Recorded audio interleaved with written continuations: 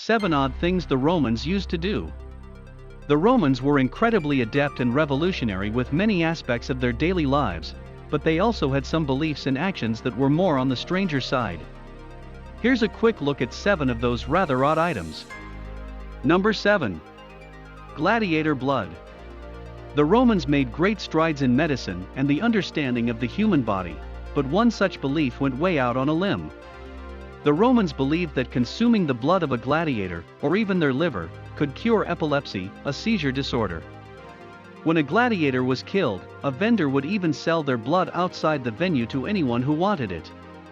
After 400 AD, when gladiator combat was prohibited, the Romans turned to those who had been executed, particularly those that had been beheaded, to take the place of the gladiator blood that they believed cured epilepsy.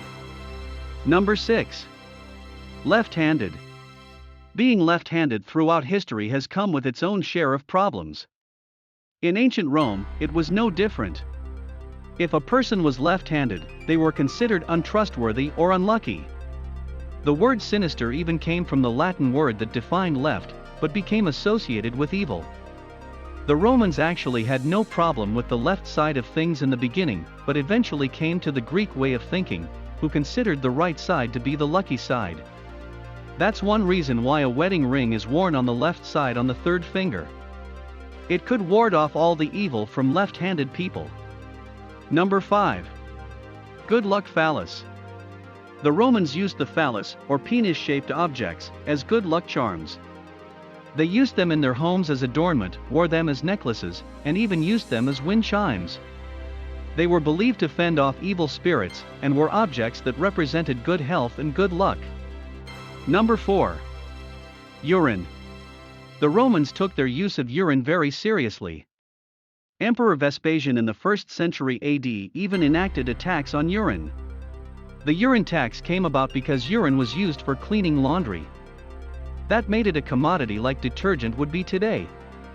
The ammonia in the urine bleached clothes, so it was gathered from bathhouses to be used and subsequently taxed for its use. The Romans also used urine to clean and whiten their teeth. That same ammonia in urine, like it acted as a bleach for laundry, gave Romans a pearly white smile. Number 3. Bathrooms. The Romans were well ahead of their time dealing with sewage, and used flowing underground water to move waste away from the public bathhouses. The bathhouses of Roman times were public meeting spaces, and they would conduct business while doing their business.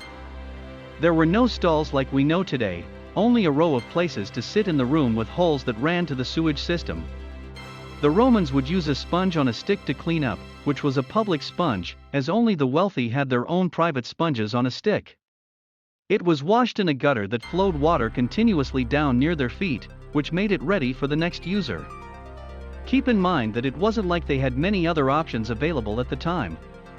Number 2. Cleaning. The Romans were indeed hygienic, but they didn't use soap.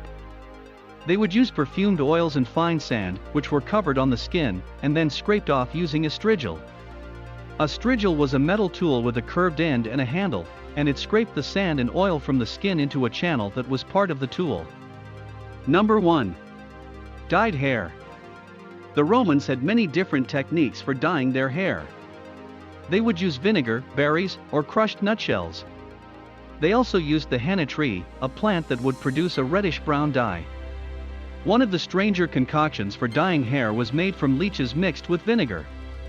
The mixture would be allowed to ferment, and after 2 months, they would apply it to their hair. After letting it bake in the sun, it would turn the hair black.